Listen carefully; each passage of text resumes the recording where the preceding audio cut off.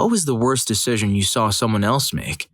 When I was in high school, I injured my knee and had 14 stitches across it from a deep gash. No crutches and I could hobble around, but no sudden movements. One of the things we would do at recess is play soccer in the field hockey ground. The goals were made of a heavy wood base, steel uprights, and crossbars, no nets. I couldn't play at the time, obviously, so I was standing watching and shooting the crap with some people. Every time we were there, 5 or 6 people would stand along the back frame of the hockey goals and rest their arms in the top steel crossbar. I guess they were like a makeshift net? Anyway, this day, everyone was standing along the back, and physics took over and the goals tipped over backwards. Everyone bailed except for one guy, who stumbled.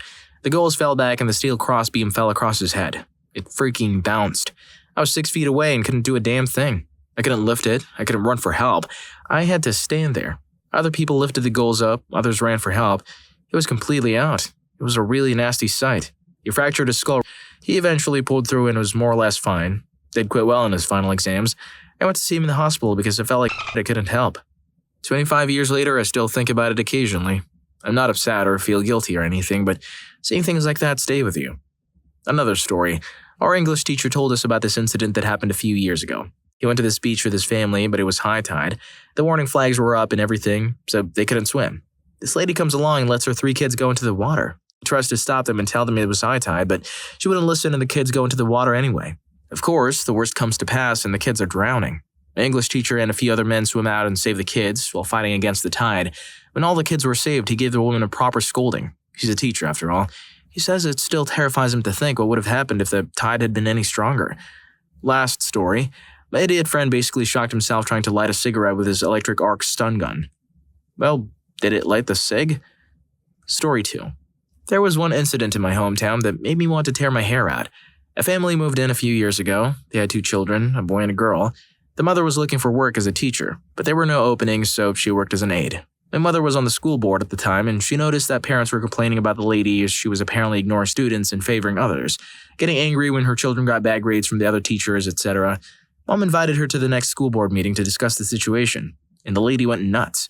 The conversation broke down into screaming, and the lady swore she would take Mom's spot on the board. Sure enough, when election signups went up online, she was the only person who ran against Mom. After months of an attempted smear campaign, Mom won the election with more than 200 votes. The lady only got 5, all from her extended family. So what does the lady do? She decides to pull both of her children out of public school as she doesn't want them corrupted by the teachers and the board. The son was a senior in high school, months away from graduation, and the daughter was in middle school. The sister was in her class and she said the daughter screamed and kicked her mom as she dragged her out of the classroom to check her out, begging her not to do it. She left all of her stuff in her locker and the school had to send it to them. When Mom heard the news, she was horrified and tried to talk to the family. But the father had been browbeaten by his wife and refused to put the kids back in public. It's been a couple of years since then. The mom homeschooled the kids, but the son worked in the oil field and is trying to get his GED. The daughter is a complete rebel and has been arrested numerous times for drunk driving and vandalism. But the mom still has the audacity to act smug whenever someone runs into her at the grocery store. At least my children know how to live in the real world. Sure, Kathy, keep telling yourself that when you have to bail your kid out of jail. For the record, yes, her name is actually Kathy. I believe she pulled him out as a way to get back at my mom, as she was her enemy since she didn't get a teaching job or her spot on the board, so she blamed her for everything. Mom didn't hate her in the slightest, but was very upset when she did this to her kids, who didn't do anything wrong. Both kids were under 18, so the son couldn't just go back on his own. Story 3. The decision, not going to work or calling in after getting into a fight with their ex-boyfriend who worked there. The consequences: Number 1, got written up by the manager, her mom, leading to a fight between them. Number 2, the fight led to get quitting her job, moving out of her house and moving in with a guy she'd known for like 2 weeks who was the reason she broke up with her prior ex. Number 3, dropped out of college because she no longer had a way to get there. Number 4, lost all her savings because she was paying all the rent on this guy's 1-bedroom apartment that they shared with his mom and his brother as well. Number 5, got pregnant by this guy, but he ended up breaking up with her because she may have cheated on him. Details still unclear. Number 6, she moves back home and starts dating a convicted felon who's 7 years older than her. She was 20. Number 7, she has her baby. Her mom's boyfriend offers free childcare. She goes back to work. Hey, things are looking up. Number 8, her mom's boyfriend lets the kid watch too much TV. Her mom disapproves of the convict she's dating. Another fight, she moves out again to live with a convict. Number 9, she gets pregnant again 6 months after her first baby is born. Number 10, quits her job because she can't pay for childcare. Number 11, she's just really miserable now and we don't talk anymore. It's worth noting that immediately before this happened, she'd stayed with me for a week and told my mom that my life was going to fall apart because I chose to take a gap year before I went to college. Well, that was wild. Maybe third dude's the charm? Story 4. My best friend was marrying a girl just because they had a kid together. Everything was working out fine between them as friends, and their daughter, though only 3, seemed happy as well. Then they started to be friends with and began dating again. Out of nowhere, they announced that they were getting married. Everyone knew this was a bad idea considering their history and that marriage shouldn't be a thing you just try one day. Anyway, the wedding day comes and it's your typical affair. Church, priest, gown, flower girl, cake, etc. It was an uncomfortable experience for us as his friends since we felt it wasn't set to last between the two of them. We didn't know how right we were. 2 months in and they're fighting almost every night. He tells me that anything will trigger a fight between them. One night it comes to a head when their fighting becomes physical. She shoves him, he shoves back, she punches him in the chin, he retaliates. Problem is, she's petite and only 5 feet tall. Meanwhile, he's a 6 foot 3 inches former bodybuilder. She ended up calling the cops and having him arrested. She now has full custody of their daughter and he spent 3 weeks in jail over the whole thing. So much for giving marriage a try. Also, saw this guy jump off a balcony with a parachute he bought off the internet. Wow. Story 5.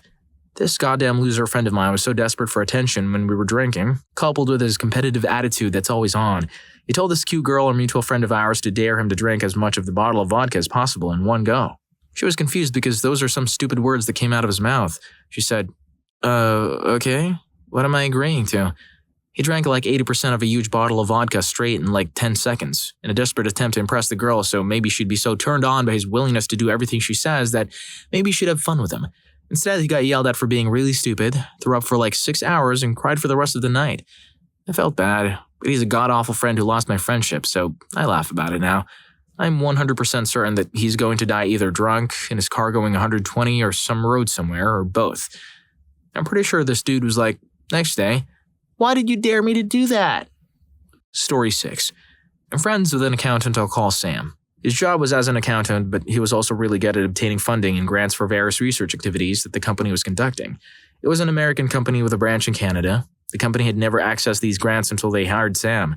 Sam had previously spent years working for the federal government as an accountant managing these programs, and he knew exactly how and where to apply for funding. He literally obtained enough money every year to pay the entire branch's annual budget twice over. The company hires this new branch manager, and he's an absolute prick. It's a small office, and there's no real HR presence. Sam makes jokes about his appearance, overweight, bookish. Finally, after he's been there 2 months, he lays Sam off with a statement that, "We have enough accountants, there's no work for you." Within an hour, Sam has been snapped up by a competitor, and has a severance package to boot. Another few months go by, and it's tax season. You find out from Sam's former coworkers that the American head office is calling. They want to know the final dollar amount they'll be receiving in grants for the year. The new boss has no clue what they're talking about. He then tries to find someone who can do the funding applications at the last minute, and he can't. Most consultants take a percentage cut, and it takes months to assemble the details. My bookish friend Sam makes him beg, and then Sam tells him where he can shove it. The branch closed shortly afterwards, and everyone was out of a job. Finally, sweet, sweet justice. If you enjoyed that one, how about hitting the like button and subscribing to my channel? I promise you, you won't regret it like the boss from this story. Story 7. Not the worst, but I just witnessed this earlier today. I was taking a walk home from the gym and this young kid dashed past me, probably 13 to 14 years old, maybe younger, wearing a school uniform and carrying a huge book bag. 5 minutes later, I'd come up to the first bus stop on my way home, and there he is, sitting at the bench looking like he's waiting for a bus. Cool. Guess he missed the bus he was running for. I carried on walking. A few minutes later, he dashed past me again. I come up to the next bus stop, and there he is, panting and looking at the road anxiously like he was still waiting for a bus. Bad luck, little bro. Guess we all have those days.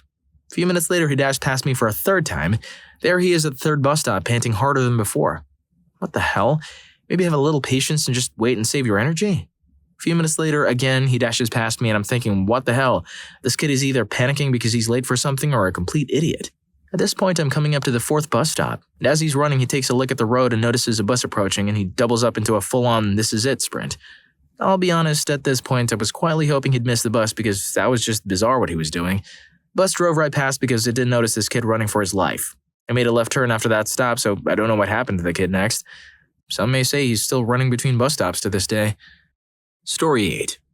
Always late to the party, so I'm sure nobody will see this, but when I was a criminal prosecutor, one of my coworkers had a robbery with a case that was pretty much a purse snatching with physical contact.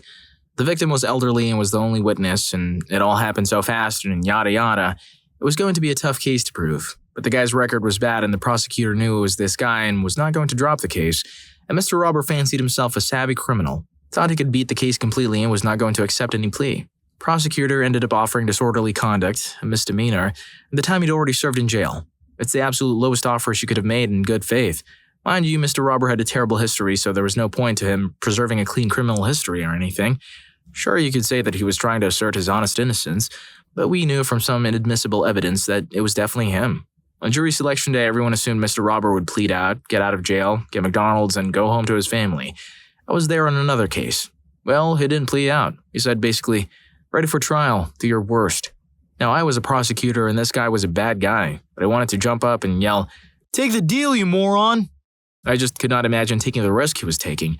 We're all talking years of prison on the line. It made me seriously uncomfortable that someone could be so stupid and hard-headed.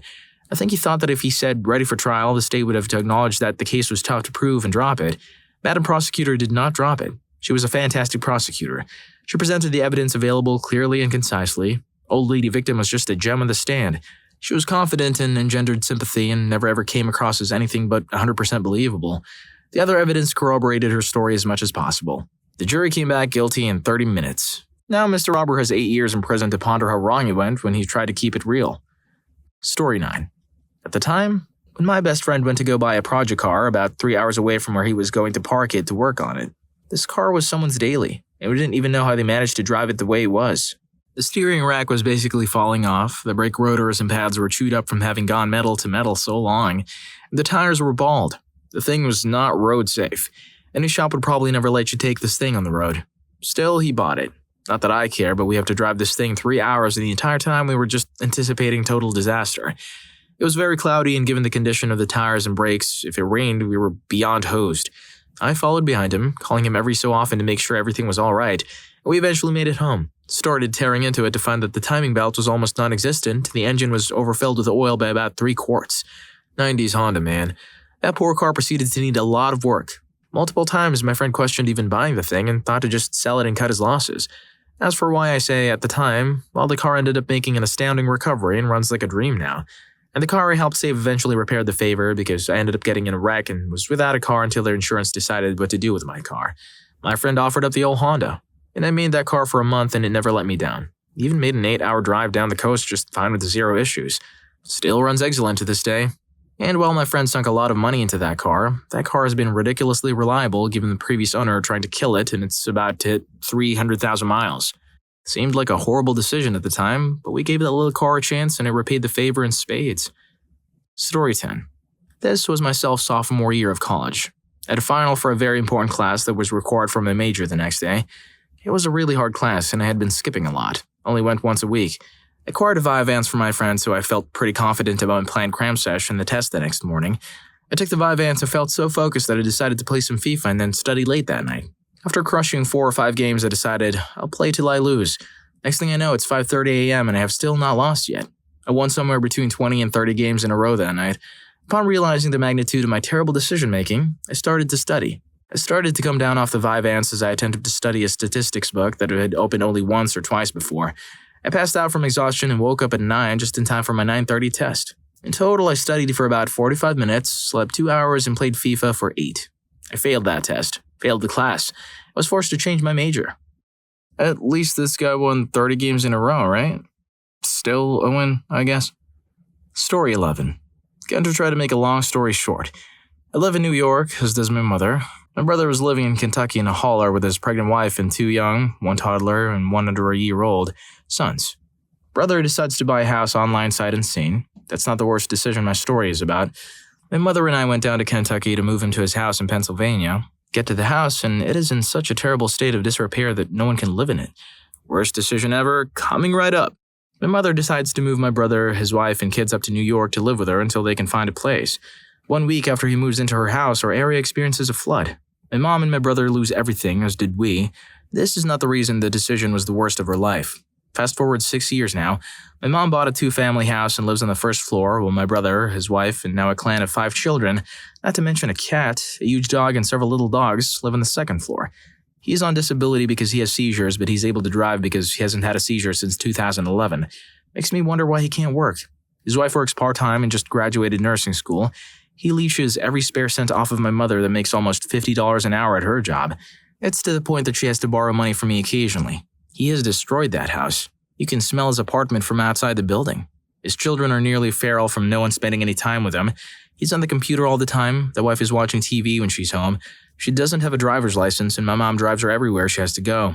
School, work, which makes my mom miss sleep because my sister-in-law works the evening shift and doesn't get off work till 11. Why can't my brother drive her? He destroyed the only vehicle they have that would fit all the kids, so now he can't take her anywhere unless he has a sitter. The van that my mom was still paying on broke down, and they let it sit for 2+ years in the driveway until my mom paid it off, then junked it. They took over her dead husband's Jeep, and it's a mess now.